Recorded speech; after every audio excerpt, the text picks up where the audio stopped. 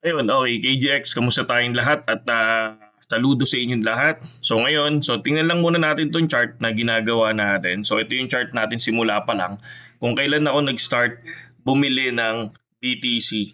So again, tulad ng sinabi ko sa inyo, nag-iipon ako dito kay B2Nix, no? Sa mga gustong sumabay, no, download nyo lang yung B2Nix, nandiyan yung link sa my description. Tapos everyday makikita nyo yan, no? Baka ilipat ko dito si Ethereum para at least kahit papaano dalawa na yung tinitingnan nating chart. Pero ito naman yung Ethereum natin. Napakita ko lang sa inyo. So far, ang Ethereum natin nasa 0.65, 0.165. Okay? So, di ba nakita nyo to from zero. So, syempre bumababa yung value. Ganun talaga kasi bumababa si Ethereum, no? And then ADA natin nagdagdag na tayo. So, 450 na siya. So, ang target coin ko kay ADA hangga't hindi umaangat ng 0.3, no? Hanggang 0.3 lang ako diyan eh. Basta hanggang 0.3 bumibili ako, pero pag umangat na yan ng 0.3, so hindi na ako bibili dito. Stop muna, no? So titingnan ko lang kung ano. Mag-focus ako sa Ethereum and BTC. Kasi bakit Ethereum and BTC? Syempre alam naman natin, trusted. Hindi ko naman sa sinasabing 100% na trusted coin.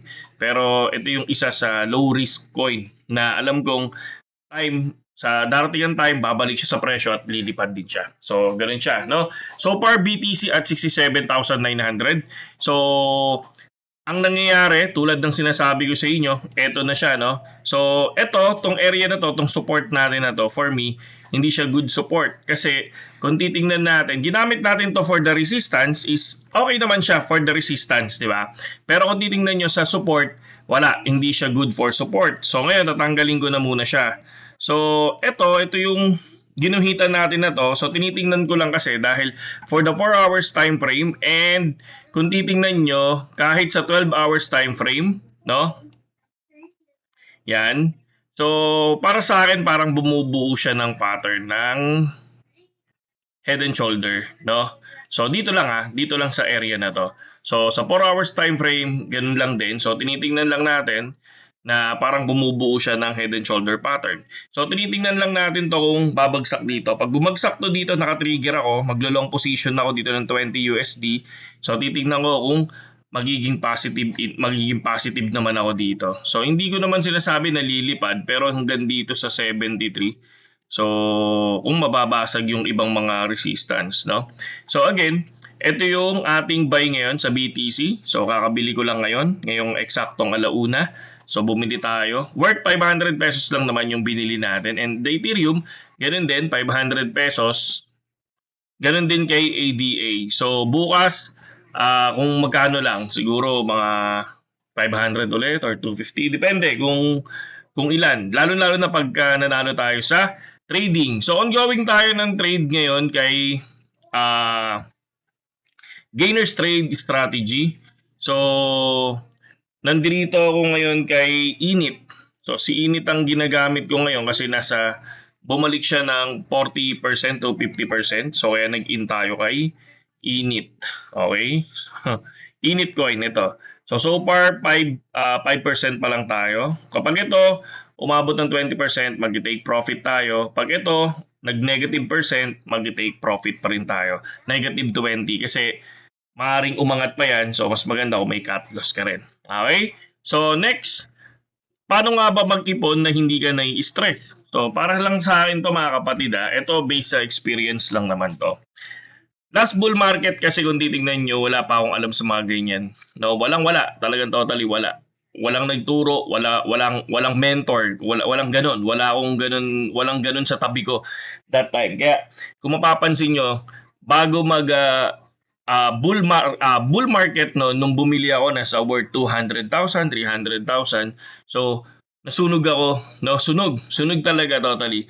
Ngayon, tatanungin ko kayo, kung kayo nasunugan ng 300,000 to 200, 200,000 and 300, 200,000 to 300,000, ano ang mafe-feel mo?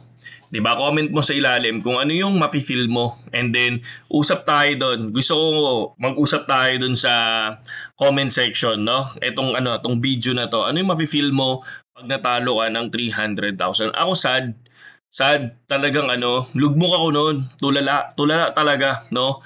tulalang-tulala ako noon. Future 'yon kasi nakita ko before na nakita ko before na sinasabi nila mag-100,000 daw ang BTC. Nasa 68 na yun, 67. Nag-long position ako kasi nga naniniwala talaga ako sa hype na ganun. Wala, from 68 biglang bumagsak, wala na hanggang sa maliquidate ako. And then yung spot ko pinagbebenta ko that time. Tapos wala, nang hina ako noon kasi yung perang yun hindi naman talaga extra. Kumbaga sabi ko, yun yung pambili ko sana that time ng lupa, no? So kita nyo ha, isipin nyo yung nangyari sa akin noon ha. Nung lupa, ay teka lang ha. May nakita lang akong resistance for the 4 hours time frame. Okay? No? Lupit, no? Yan. So ngayon, ganun yung ginawa ko ngayon. Sabi ko, grabe naman, parang paano ko kaya iipunin ulit yun? Sabi kong ganun. Ngayon, inaral ko siya. Nung time na yun, sabi ko, dito ako nalugmo, dapat dito din ako makabawi, sabi ko. Pero paano ako makabawi? So inaral ko yun, bear market and bull market. Pag may bear market pala, bumabagsak ang mga token. Pag bull market pala, lumilipad yung mga token. And then, saktong-sakto, biglang naglaglagan ng mga price noon hanggang 2022. BTC is 15,000 US dollar. Ethereum, biglang nag 900,000. So XRP, nasa parang 16. And then ADA, nasa 13.34. Dogecoin nasa 1.34. Sa ulo ko pa yan kasi yun yung mga time na bumili ako. Ron token to ha, nasa 11 pesos. BGB, I think that time nasa 7 pesos that time. So yan yung mga inipon natin, and then yung mga maratagal ng subscriber natin, nakita yan, no? Nawala kasi yung YouTube ko na main, no, nawala yon, kumbaga na-ban dito sa YouTube. Di ko alam kung bakit siya na-ban, no, panahon ng Axie Infinity. So ayun, the rest is history, is good. Nabawi ko siya, sabi ko nabawi ko yung 300 loss. Kumbaga parang sabi ko sa susunod, gusto kong i-explain kung paano ako nag-trade, kung paano ako nag-ipon. So ngayon ang ginagawa ko, ang nilalagay ko lang sa crypto yung kaya kong mawala. Totoo yun, no? Lahat naman ng bagay, sabihin na natin wag na lang yung kayang mawala, 'di ba? Pero yung kaya mong labanan yung stress mo. Yung kapag nasunog hindi ka iiyak. Kapag nasunog hindi ka manghihinayang na talaga totally hindi ka makakatulog, yung parang ganun, 'di ba? So kung ano lang laman ng bulsa mo, kunyari kung ano yung laman ng bulsa mo, hatiin mo, kunyari 5% ng asset mo, yun lang. Ako ganun ang ginagawa ko. Kasi ako, may ipon ako for the cryptocurrency talaga dahil ine-expect ko ang big drop naman talaga. Siyempre ine-expect natin 'yan. Kaya totally meron tayong ipon, no? Kumbaga pinaghandaan ko tong drop na to. No, sabi ko nga, for the Bitcoin, ang gusto ko maging investment ko sa Bitcoin, kung hanggang saan naabot. Pero nasa ako dito, nasa 300, ang iniisip ko kay Bitcoin is 300,000 yung gusto kong ilagay sa kanya. And Ethereum, nasa 250 to 300,000 din. Yun yung pinaka-budget ko sa kanila. Kung masusunod, mga kapatid, ang tinatawag na bear market, no? Yung bear market na 80% down or 70% down. So kapag bumagsak kasi siya ng 70%, nasa 40% siya. No? Ay nasa 40,000. So ibig sabihin, nandito siya sa area na to. Yan, nandito siya sa area na yan. So meaning, yung nakikita nyo na bull market, kunyari, tong area na yan, lilipad na. Ganun naman talaga Parang yung lang yan, mga kapatid, no? Parang yung 126. Tingnan nyo, pakita ko sa inyo yung 126, ha? Para lang may idea kayo. 4 hours time frame. So, 1 day tayo. Okay. So, 1 day tayo, ito yung 126. So, ito yung 126. Nakita nyo, nag-drop siya hanggang 100. Di ba, 102. Tapos nagkaroon ng recovery ng 116. Ay, eto na, bull market na ulit. Bull market na tayo yan. Di ba? So, nagkaroon nga ngayon ng supply dito sa area na to. Ayan. Yan, di ba? Tapos sabay biglang nangyari dito. Bumagsak na naman. Wala. Ano na naman yan? Bear market na. Panigurado, babagsak na. Tapos biglang lumipad na ulit. Ayan na, magto 250,000 na to. Nadadala tayo sa hype, mga kapatid, no? And then biglang nagkaroon na ng big drop. Tapos nagkaroon ng small correction, and then nagkaroon ng super big drop ng 80, and small correction na nagkaroon ka na ng supply dito sa area na to. So, ayan na yan. Kita nyo, sa 1-day time frame, nakakita na tayo ng supply. No? Nakakita na tayo. So, tendency, biglang bumagsak na naman. O, pagkabagsak na naman, o bigla na naman nag-recover. Di ba? Ingin na naman ng aso ko, araw-araw to. Shhh! Bear! Shhh! So, ayan siya. Ayan yung nangyari ngayon. So, tendency, titingnan natin, ano pa ba yung correction na mangyari dito? Possible. Pwedeng maging 78 ulit. Pero ako, kung titingnan natin, pag ito na break, tong 97,600 na to, possible umakyat ulit yan ng 116 to 115. Kung makikita natin ha, so far ngayon wala nakita tong supply na to, no? So, yan. So, tendency, kung sakali, no, ma-break tong area na to, possible baka lumipad dyan. Or pag hindi na break, possible pumunta dito sa area na to, kay 89 ulit. Okay? So, yan yung nakikita natin. So, yun yung kwento ng bear market, no? Dire-diretso siya. No, akala natin, sa bawat pump, akala natin, eto na pala. So, walang nakakaalam kasi kung titingnan natin. Baka malay natin, ang bear market mag-start ng 4. Ay, ang bull market mag-start ng 40. Baka mamaya, ang bull market nag-start na pala ng 62, ng 60. 'Di ba? So, ganun siya. Kaya tayo nagkaroon ng ng DCA sa 75,000. Bakit tayo nagkaroon ng DCA sa 75,000? So, ang sinasabi nila, ang aga bumili ni KGX. Tanga talaga yan si KGX, ang aga bumili. So, ganun siya. Ganun ang thinking ng tao, di ba? Again, sinasabi ko sa inyo, magkano ba ang sinasabi kong budget ko for the BTC? Di ba?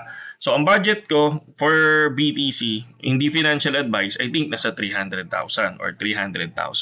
So far, magkano pa lang naman ang ipon ko ngayon dito sa BTC na to is nasa $280 pa lang. So, kung titignan nyo, ang layo nun, no? Ang layo nun, yung $6,000 na $280, okay?